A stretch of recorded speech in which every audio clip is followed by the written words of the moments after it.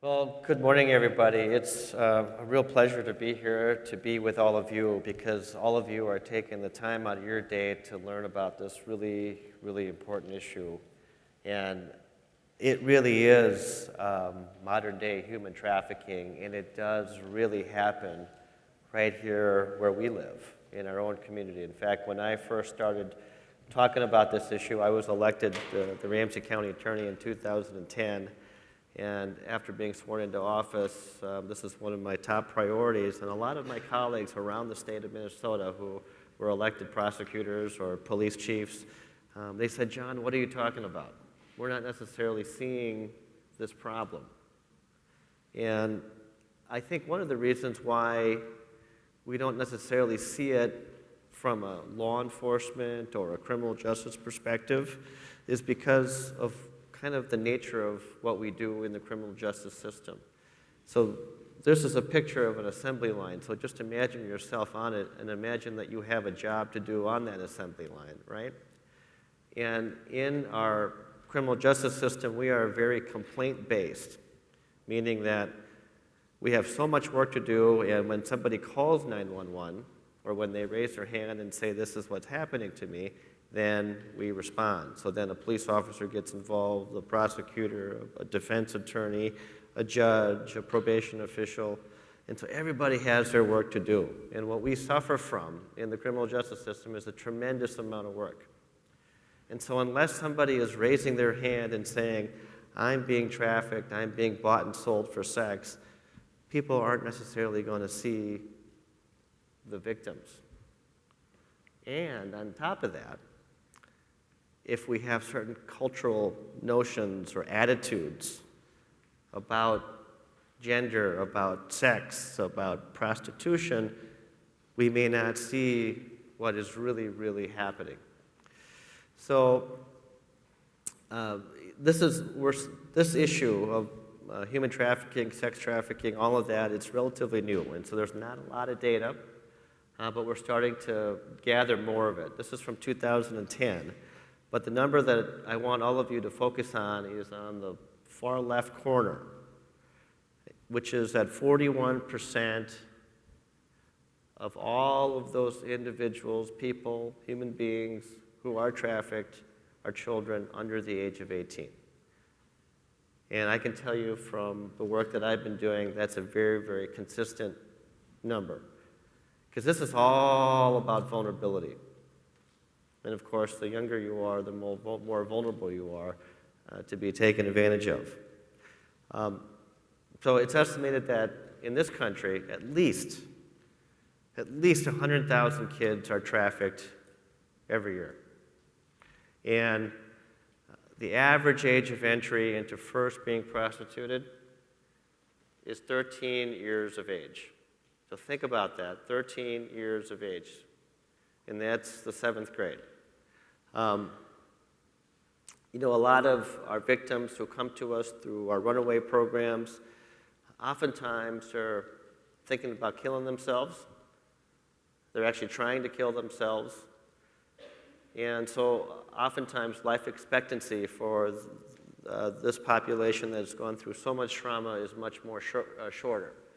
And the way that this all happens is that oftentimes, and I'll talk about some other contexts, but really what happens is that, again, it's all about vulnerability.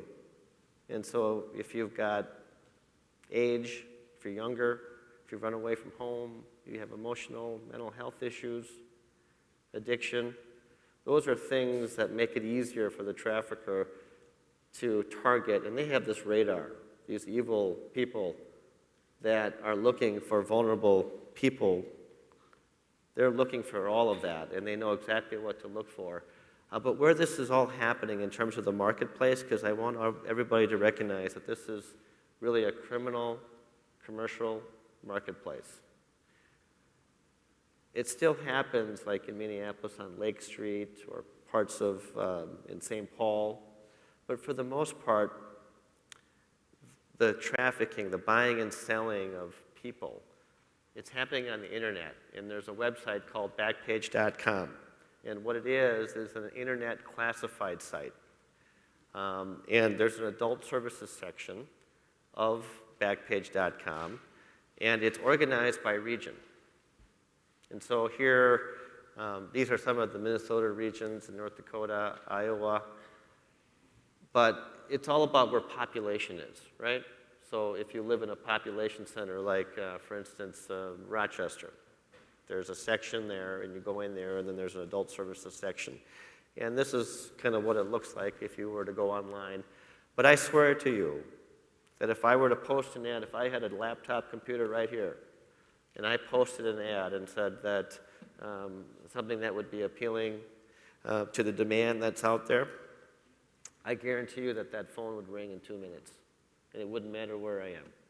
And it would ring and ring constantly throughout the day. That's the demand that exists. And I'm going to talk a lot about that because all of you can do something about that. So as I've been saying before, sex trafficking is a criminal commercial enterprise. It's really driven by greed and money. It's also a form of sexual violence against the victims, oftentimes women and girls, most of the time. And of course, this is being driven by the demand.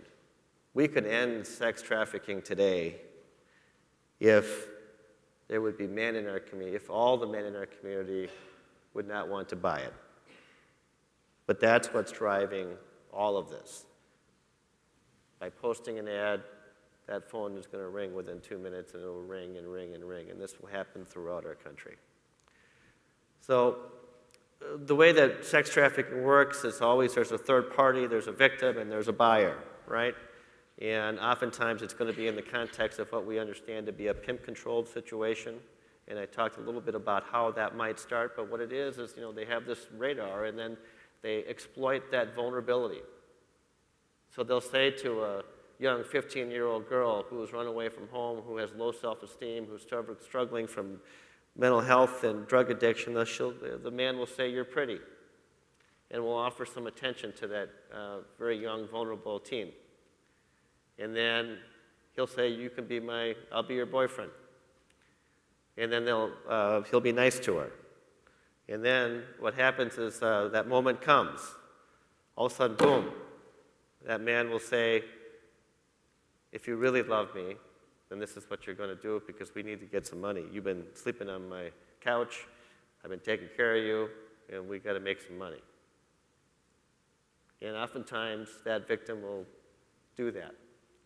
But then, of course, at some point, that victim will say, "I don't want to do this anymore," or "I want to get out of this." But they're in situations that they can't get out of. Sadly, we also have situations around this country where we also have familial prostitution, where actually mothers themselves or parents are selling their own children. We also have it in the context of survival sex. And in fact, that's kind of how it starts for many very young people. Because again, they're in situations where they're incredibly vulnerable. They've run away from home. They have no money in their pocket. And that's kind of how it will start. And so I think one of the major problems that we have as a community when we think about sex trafficking and prostitution is we think about it in the context of Pretty Woman, that we think that it's victimless, that it's consensual. And I know that if someone in this audience said, "John, there has to be somebody like Julia Roberts in America," and I would tell you, yes, there is. But it's like a triangle. So at the apex of the triangle, you will find Julia Roberts. But as you get down into the base of that triangle, where most of everybody, all the victims are, it's not that at all.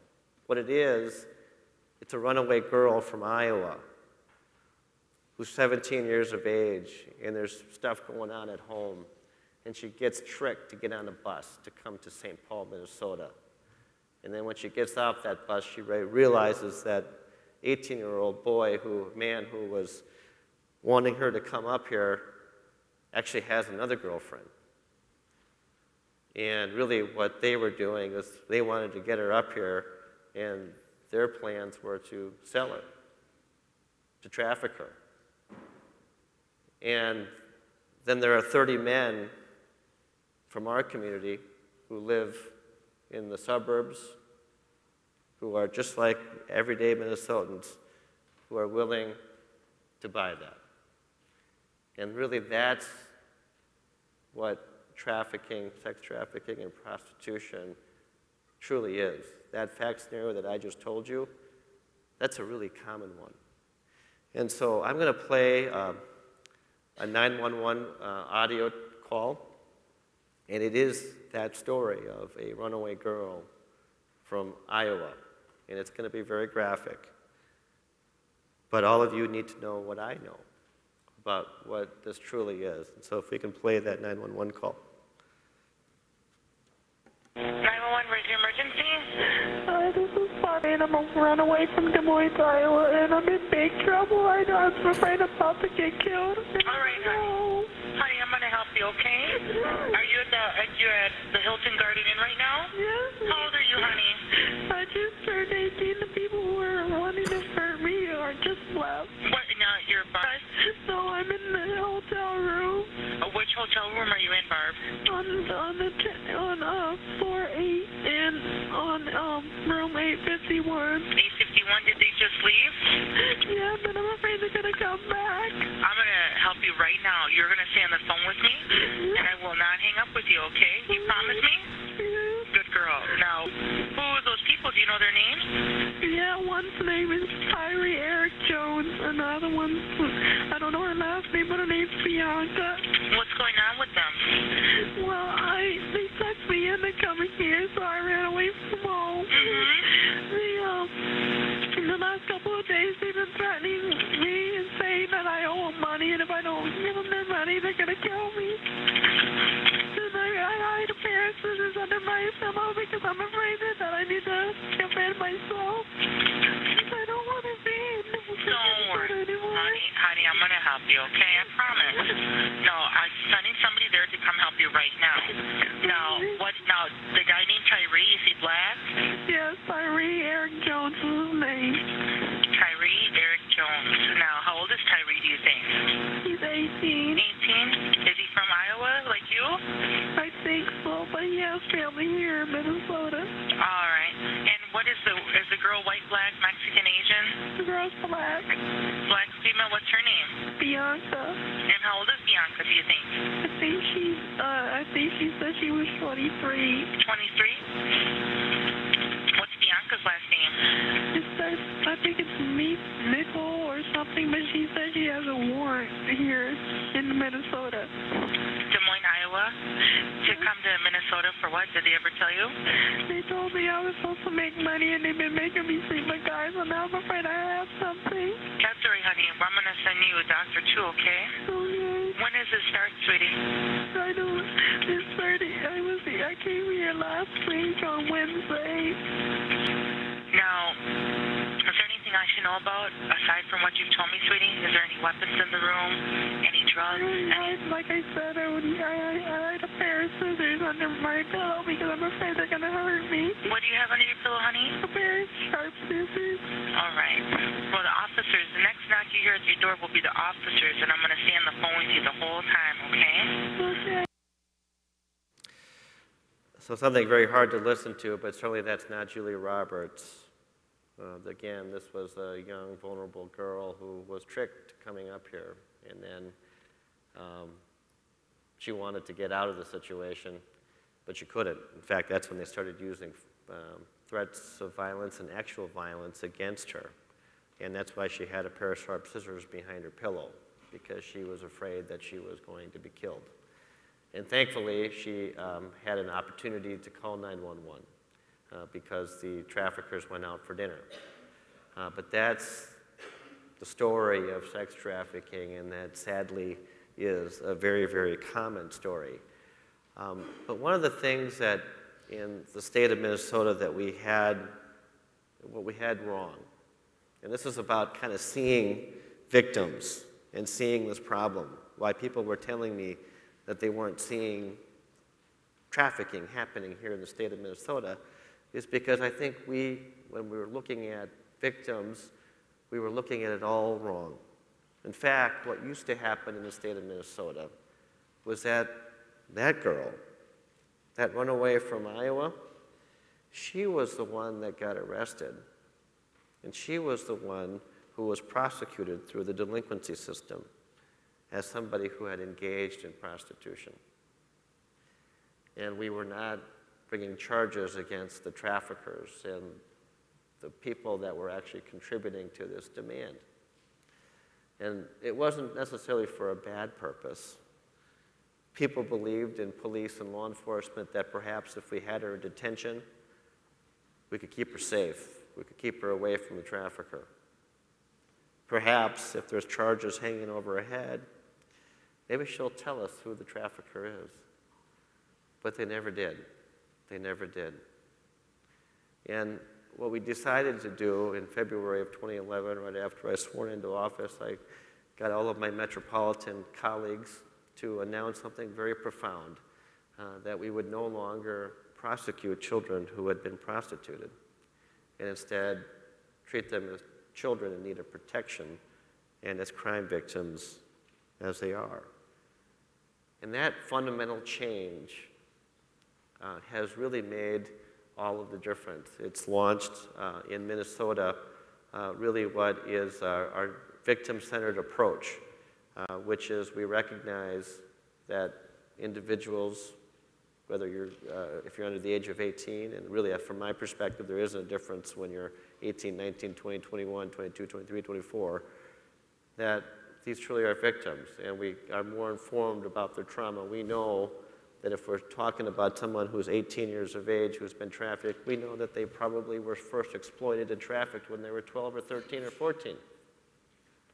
And so we understand that victimization, and we've obviously redefined who we ought to be going after. Not the runaway, but we need to go after the trafficker. And we're starting to work better in law enforcement with victim advocacy organizations. And it's great to see that in the legislature. I'm so proud to be a Minnesotan, because if there's one thing that the Democrats and the Republicans at the state capitol can agree on, it's this issue. And as you can see, in summer of 2011, after the county attorneys made their announcement, they passed the safe harbor law, which basically made into law what we said. And then subsequently in 2013, 2014, 2015, and I know they're going to do it again on a bipartisan basis this year at the Capitol when nothing is happening. They will again appropriate more money to build an infrastructure around providing shelter and services to those that are trafficked. They will provide more money for law enforcement and investigators to get better trained on this issue, to properly identify who are victims, and then do something about it to hold people accountable, like the traffickers and the people that are contributing to this crime through the demand. So one of the things about this new victim-centered approach is that the police officers who are dealing with runaways, they know that now that they know how to find victims. They know that the victims are in their runaway caseload, or they're in the truancy caseload, or they're in child protection caseload. And so we have a better way of connecting. But it's also this trauma-informed, victim-centered approach to law enforcement. Our goal now is not to arrest those kids. Our goal now is to find them and help them. And so I'm going to play a video, and this is, you may have read, there's a Minneapolis Star-Tribune did a series called Saving Bobby. It was a 4-part series, and it told the story of a runaway girl from northern Minnesota who came down here to Minneapolis and ended up being trafficked. And that's such a common story. In fact, in Ramsey County, I can tell you that about 40% of the victims, they're not from the metropolitan area.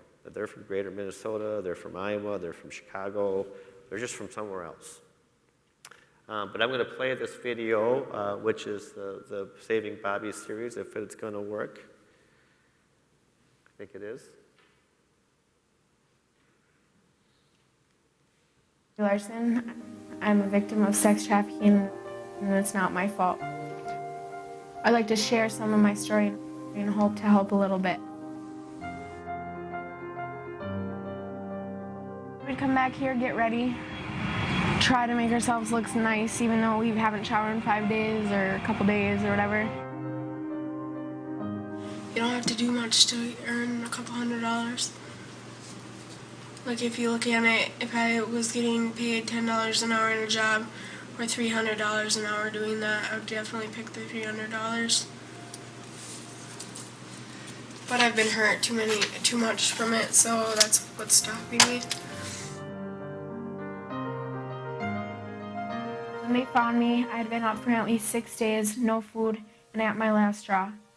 I got sent to get interviewed with Sergeant Steiner, then went to Hennepin County Medical Center. When he brought me into the room, he said everything is going to be okay. From this day forward, I will be on your side.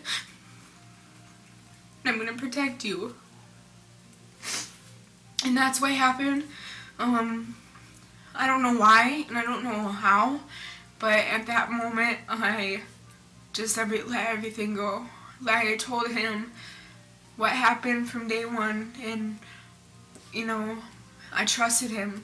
I felt safe. I felt like I can have a new opportunity in life. I feel like he is one of the only men I can give my life to.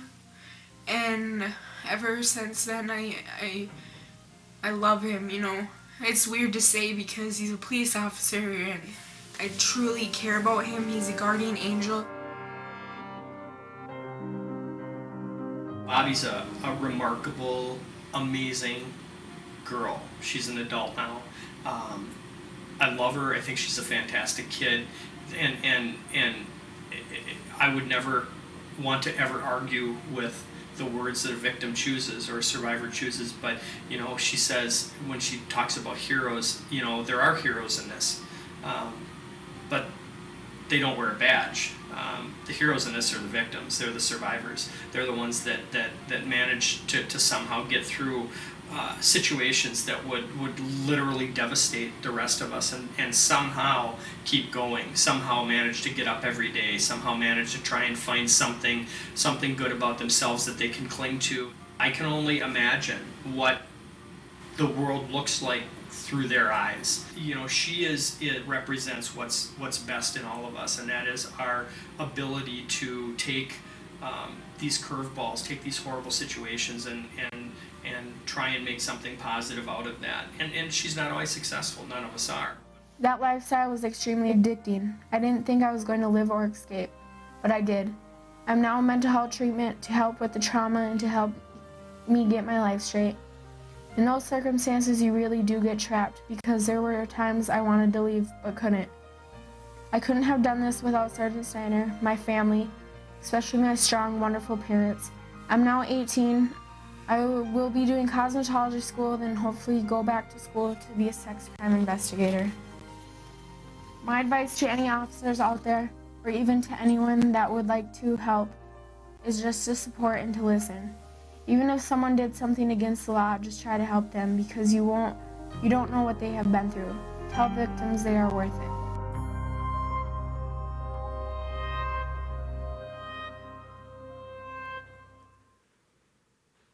So that was Minneapolis Sergeant Grant Snyder, who has been doing this for a really long time. But what's been great to see in the state of Minnesota is that we're developing capacity for other investigators throughout the state to really have that type of approach and perspective.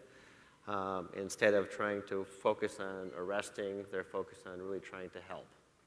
And that has really made all of the difference in the world because in Ramsey County we've had just, there's too many of them to count, but just dozens and dozens of convictions in Ramsey County and throughout the state of Minnesota. One particular case, it was involving a sex trafficking ring that had been going on for decades through a family. There were two uncles and two nephews and a fifth defendant that was involved. But they were basically running a trafficking operation, and what they were doing was specifically exactly like I said. They were out there recruiting young teenagers and young women who were vulnerable.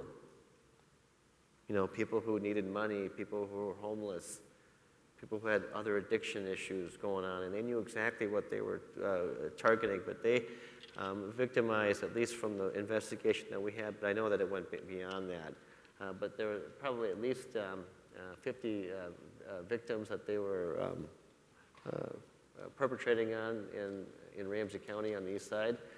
And one of the things about that case that we learned, because we did a review of all of our runaway cases and child protection cases and everything else, what we realized is that, our officers were missing these victims. A lot of these victims had interactions with police officers years before. In fact, there was a traffic stop in Evergrove Heights, and the officer, there was two 16-year-old girls in the back seat and a guy driving, and he was about 35 years of age, unrelated, and late at night, about 2 in the morning. And so everything that these victims told us, we were able to corroborate, and we realized that there were lots of things that were missing, but thank God that we were able to pull it all together and bust up this trafficking ring. And this was a landmark case, the Washington case, because two of the traffickers received prison sentences of 36 and 40 years, which is obviously the state record, but it's a significant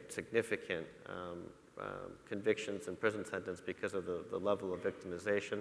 And we've had just numerous other ones, but again, these cases, they're all about young, vulnerable people who are not from here, the metropolitan area, who get on a bus or run away from home, and they end up trafficked. And so these particular cases, I'm not going to go into the details of them, but all of them had very significant, they were all jury convictions. We have yet to lose a jury trial in Ramsey County, but they were all convicted, and they were sentenced to prison for at least 20, Timothy Cross was 21, Fanati Diggs was 24, and Arteco Rhodes was 26, I believe, years in prison. And this is the Otis Washington case. This is an interesting case. This is involving a man who was trafficking a runaway girl from southwestern Minnesota. And because of a conscientious hotel employee who said to herself, and her boyfriend was waiting for her to get off work, that this is just not right. I'm seeing this really young-looking girl and this older man, and it just seems really odd. And so she just said, I'm going to call the police. And she did, and then the police arrived, and then they were able to figure out what was happening. But this young 17-year-old girl from southwestern Minnesota was being trafficked in our Twin Cities by this man, Samuel Cozart. And as you can see, this victim-centered approach, the work that people like Grant Snyder are doing and not prosecuting children and actually just trying to help them, has really made all the difference in the world. As you can see, we've had dramatic increases in charges and convictions just in a very small period of time, starting in 2011 and moving up. And so a lot of great things are happening on going after the traffickers. We also use the child solicitation law, which is a felony crime for any individual to solicit a child 15 years or younger for sex. And it's really sad and disappointing to see the numbers of people that get caught up in all of this. And what it is we have undercover police agents who will go on Backpage.com, or they'll go on different internet sites, and they will pose as a 14 or a 15-year-old girl. And these are those types of cases, and so we didn't do many of these at all throughout the state. But now we're doing lots of these, and I know that 2015, the numbers will be much, much higher when we finally get the final numbers on those cases. Sometimes we even have undercover cops pose as a mother who wants to sell her 14-year-old daughter. And the sad thing is that there are men in our community who wish to buy that. And that's something that all of us as a community really need to have a conversation about. There's a great organization called the Women's Foundation of Minnesota. They've got a campaign called Minnesota Girls Are Not for Sale. It is a campaign, they're a community-based foundation, and what they do is they do grant making. But this issue, there's a lot of interest in it, and so they've been able to raise a lot of money in a very short period of time, and they've really made a difference. If you've noticed that you've been reading and hearing about more of the sex trafficking cases and issues, they have a lot to do with this working in the background.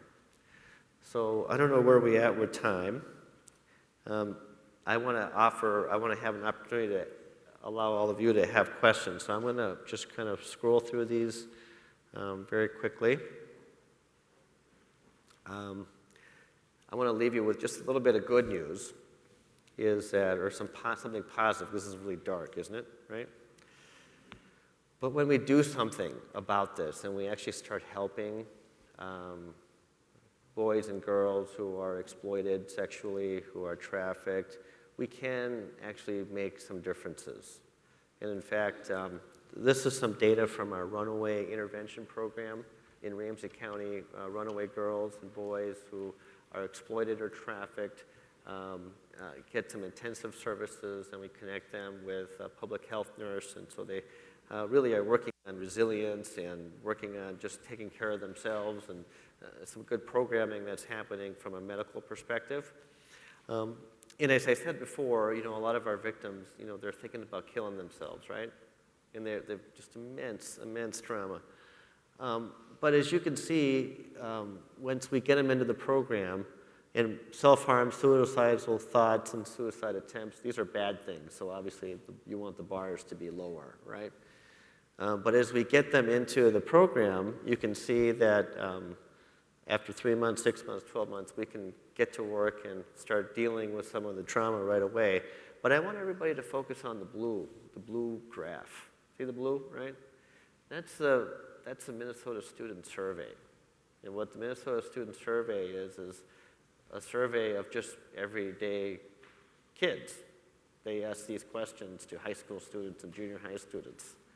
And so the blue represents kind of where every Minnesota kid is at on suicidal thoughts and attempts. But as you can see, with some intervention, our victims are doing just as well as they are, at least on these particular issues. And we have other benefits, too, of other things that we see. And when you do programming like this, it can really work. In fact, this was an analysis done on the Runaway Intervention Program, but for every dollar that we invest in that program, we save $34 in the long run. So you guys all have been here, right? This is Target Field, where the Minnesota Twins play. And you could fill up that stadium 17 times. So think about that. So fill up Target Field, then tell everybody to leave, bring in another group of people, fill it up, right? 17 times. And that would represent all of the women and girls in the state of Minnesota who at one time in their life have been a victim of a sexual assault or a rape, domestic violence, and stalking. And I know that we could fill up a few more sections of that stadium if we can add in sex trafficking and exploitation. And that's just a tremendous amount of people. Think about that. Just do the math on that. Target Field seats about 40-some thousand people. But the vast majority of who is causing that perpetration and that harm are men. And I say that not to indict men. I love being a man. And I'm sure all the men here who love being men, right? Nothing wrong with being a man. But I want to invite the men in this room to also think about this, because I know that a lot of women think about this a lot, about being a victim of some form of sexual violence and seeing how all of this plays out in our society. And I really believe that if we want to end sexual exploitation, trafficking, domestic violence, rape, all of those really bad things, we really need to have a conversation. Men have to be a part of that, and we have to have a conversation about how we raise boys in our families and in our communities. Because I know for a fact that, like it was 40 years ago, when in Minnesota we had this great movement around doing better around domestic violence cases. In fact, we built our first shelter right here in St. Paul, Minnesota, in the nation. And since then, we've been doing lots of great things. If you are involved in a domestic incident, you're going to be arrested now. We have mandatory arrest policies. We prosecute even if the victim is not cooperating because she can't. And there's just major, major advances in how we respond to domestic violence from a police, prosecution, and as a community. We have the Violence Against Women Act. Congress appropriates money every year on a bipartisan basis. But we still have domestic violence. And my great fear is that we're going to continue to have all of these bad things happening unless we think about this from a community standpoint. Because we are not going to prosecute or arrest our way out of this problem. It really starts with all of you thinking about this and thinking about if any of you have influence over young boys. And for the men in this room to think about whether or not you should be a part of this really important conversation and thinking about it from that perspective. And our attitudes as men matter in terms of how we might go about ending this crime. And so I really think we need to get upstream. We need to talk about how we raise boys. We need to think about prevention. And we've been having a number of conversations in Ramsey County about how we raise boys. And it's a cultural conversation because we're talking about changing all of the social factors that contribute to, I think, some of the problems that we have today in our society. And so I end with a photo of my two lovely children, Will and Nadia. But my hope is that all boys, just like my boy Will grow up to be loving and respectful, and that all girls, like my daughter Nadia, will be valued and safe. Thank you very much.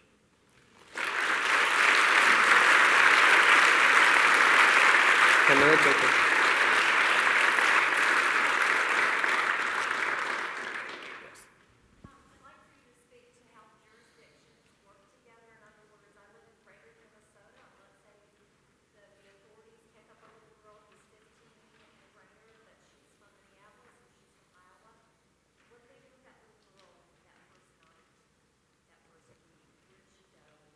Well, if she's 15 years of age, the police are going to figure out whether or not she should go back home, right? And so they're going to figure out a way to get her back home if that's the appropriate thing to do. In the vast majority of cases, that's what they're going to do. But there might be other situations that social services might need to step in. But this is, again, and because I'm from Ramsey County, I don't want, if there's anybody, who's from Greater Minnesota? Anybody from Greater Minnesota? There's a few people here. Okay. This problem exists in Brainerd too, and it's so great to see people in the Baxter Police Department and other police agencies in that area. They're doing John stings now, and they're so surprised the amount of the demand that exists, but it's great to see that enthusiasm. They're participating in the police training that we're offering as a part of a legislative appropriation that they gave to our office to train the entire state. And they're starting to do some of those prosecutions. But oftentimes you will see this is very, very regional. In fact, in the Twin Cities, a lot of runaway girls, you know where they've been going? Now, because the economy is not so good, maybe not so much, but a lot of girls from here get trafficked up to North Dakota. And a lot of girls from Greater Minnesota will end up on a bus and coming here to St. Paul or Minneapolis, just like Bobby, who was from the North Shore. But we see a lot of that movement, and it tends to be generally regional from a Midwest perspective.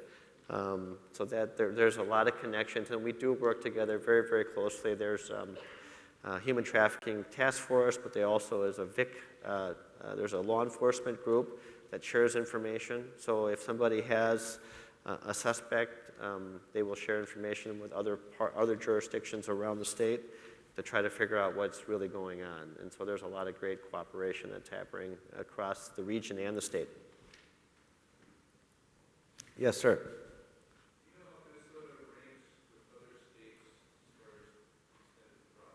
Yeah, you know, there's this quote that everybody uses, and I hate it. There's a statistic. They say that Minnesota, and the FBI said that, you know, we're one of the top 13 states that have this problem. And indeed, we probably are. but we're probably the 13th largest jurisdiction, or very close to, or metropolitan area in the country. And so really, just think of it this way. I mean, I don't think Minnesota is really anything different from anywhere else. This happens everywhere. Wherever there are people, population, right, there's demand. So if you have a population center, you have a marketplace that will need vulnerable women and girls to be lured from greater Minnesota or wherever to come there and be trafficked and bought and sold.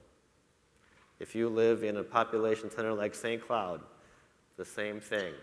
There's population there. There's about, in that St. Cloud area, there's probably a little over 100,000 people.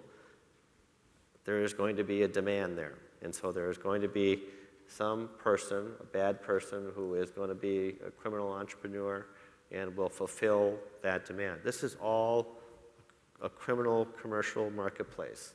And we have to understand it, and we have to recognize who's contributing to it and who's making this exist. And what it is that it's men who feel entitled to be able to buy sex at any moment and who are not recognizing that this causes great harm to our victims and to our community. Yes, sir.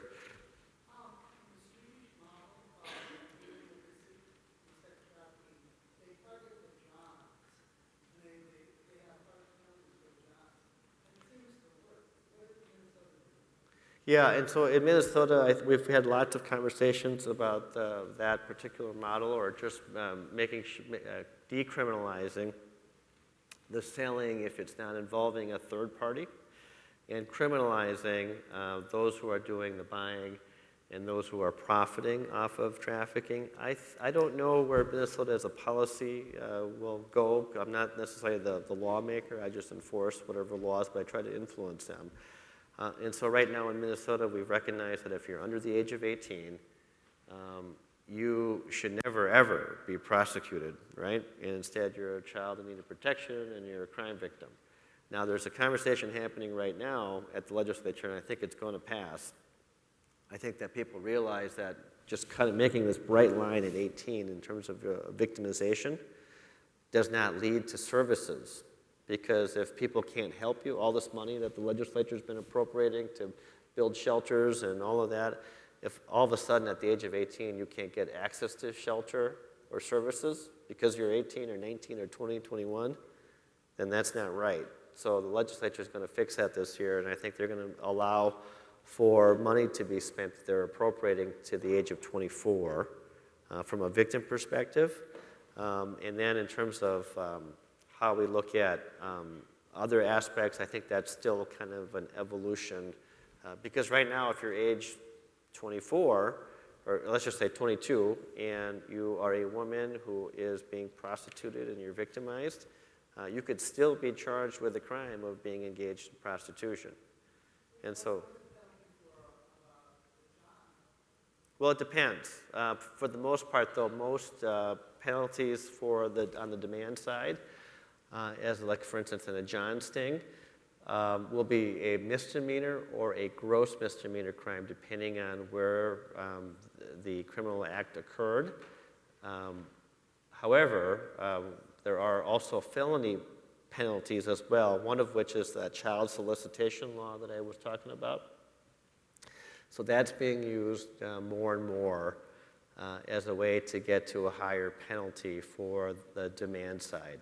And so law enforcement are developing more strategies to go after the demand. Yes? I have two questions. The first one is the number of victims far outweighs the services that we supply, and we want to protect them. What is law enforcement doing if there's no bed or recovery service? That's my first question. Second question is some states expunge their criminal records under 18. Minnesota does not. Is Minnesota going to do that to give them a head start on life and get their records clean? Yeah, I don't, with respect to expungement, I hope they do. I hope the legislature would recognize that, but I don't know if they've had conversations about it. I don't know if it's being discussed this legislative session because it's such a short one, and There isn't a lot of policy things that are changing. With respect to shelter space, we're actually the only state in the nation that actually funds the safe harbor law, and we're doing it to the tune of about $8 million in base budgets in state government, which is pretty incredible. We used to, about 6 years ago, we had 4 beds for the entire state of Minnesota. And today we have over 40 beds, and that number will continue to increase. And one of the reasons why safe harbor, I think, works here in the state of Minnesota, in terms of what it's all about, in terms of decriminalizing those under the age of 18 and providing services, not arresting. It works because we're the only state that actually funded it. You can't have a safe harbor unless you actually have shelter. And so not all of our shelters are at capacity. I mean, I think the problem is greater, but it's also getting victims to want the help as well. You know, some of these victims are struggling through drug addiction, and oftentimes, I don't know if anybody has any experience with loved ones who have gone through addiction. I mean, it's really not easy to get them to really see that they need help, right? And so that's sometimes a challenge because you can't force a victim to want help. In fact, a lot of our victims may not agree with us today that they are a victim of crime. They might be believing that this is who they are, this is what they want in life. But, you know, always, you know, when somebody hits rock bottom or wherever that moment is, somewhere, maybe when they find God, they recognize they need the help, and then when their heart is open, then we can help. Yes?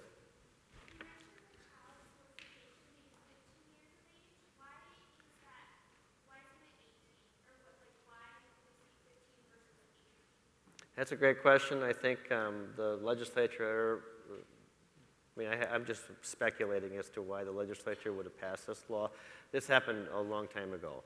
But I suspect probably because the age of consent is 16 in this state, they probably wanted to have it at 15, and maybe since it's a felony level crime, they wanted, you know, an egregious situation, more egregious. So maybe that's what they were thinking, but I didn't make that law, so. Why is that type of website legal? Can you get people who do it? And can you trace every person who opens it and email their wife and say, Yeah. Well, let me that's a two-part, I think, part question. So with respect to the Backpage.com, they have been told by law enforcement, by Congress, that their site is a platform to traffic minors for sex. But amazingly, this company does not care, and they just defy every. They do everything that they can to legally put themselves in a place where they can. And so one of the barriers to holding them accountable is there's something called the Communications Decency Act. It was ruled unconstitutional except for one provision. And ironically, that the Communications Decency Act of 1996 was enacted to protect America from pornography. And that was ruled unconstitutional, so everything got struck down except for one provision, which allowed for immunity for third-party publishers.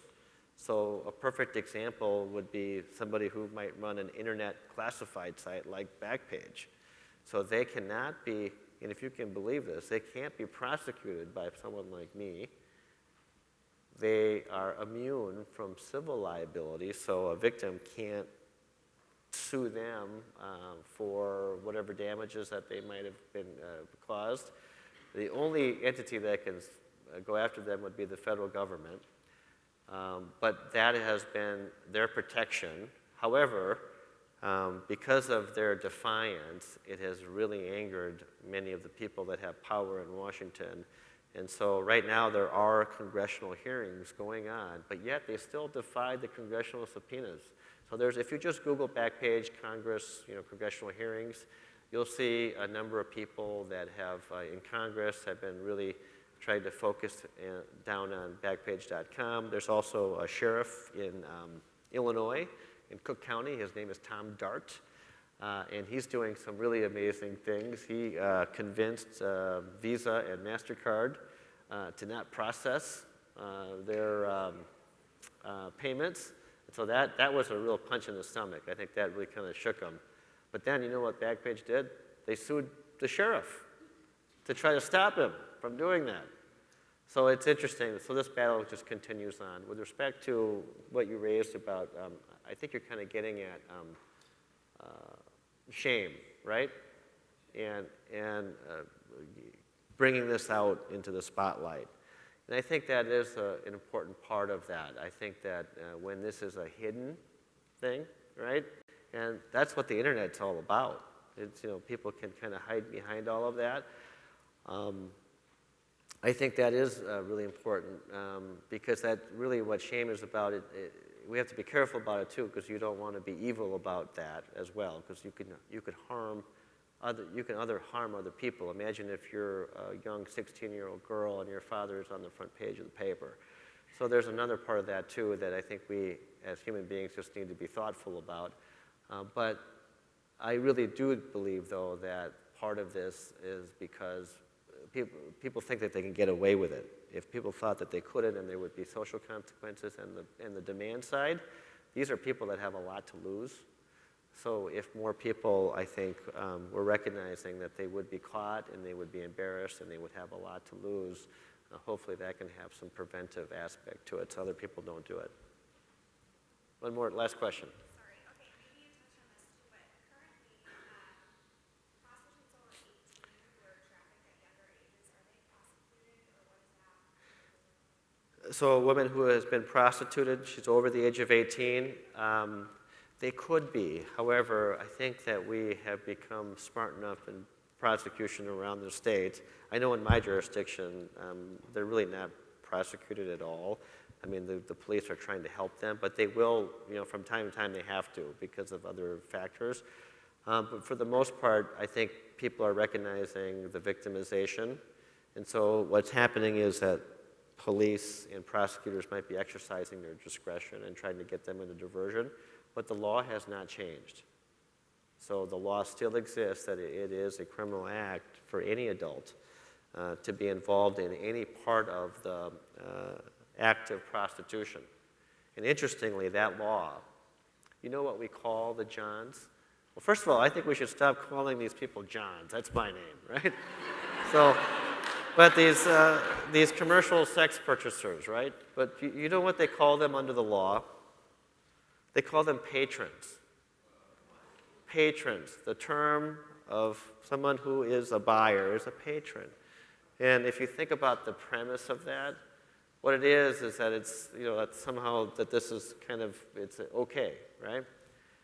And so that's something that I think should change too. So if you ever talk to any of your legislators, tell them to amend that law and redefine patron, strike it, and come up with a new name, but not John. So.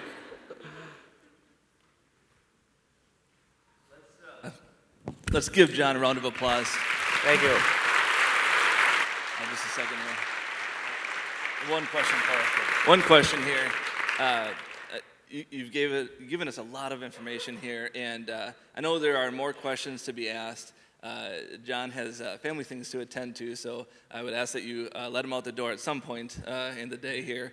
But go online. There are actually quite a few great articles and videos where John was interviewed, and so you can learn a lot more from him just by Googling his name and hopping on YouTube, things like that. But what I would ask, when you look at the crowd here, what is one thing that you would want to encourage people to do in regards to this issue? Well, I think, I mean, there's I mean, from a reactive thing, you know, be involved in your church and have this conversation, and there's volunteering opportunities, I'm sure, with various organizations. So you can do all of that. But I think one of the most important things is, and it's so hard to talk about sex, right? Who wants to talk about sex, right? But if you have, any of you have any influence over boys as they're growing up, and especially the men in the room, if you're modeling just what men should be doing as it relates to how we treat women and how we have relationships, it's hard to have that conversation. I remember when I was in 8th grade, my dad He just bought me a book and said, here, read it. What? But as hard as that is, and with all the challenges that there are with the proliferation of pornography that's out there, I mean, do you want your children or people that you care about having their sex education through pornography? No. And I think as hard as it is for all of us, if for grandpas or for fathers and mothers, for coaches, to really model healthy manhood and to expect it of others. I think that is one of the most important things that we can all do. So thank you. Let's give another round of applause. Thanks, John. Thank you.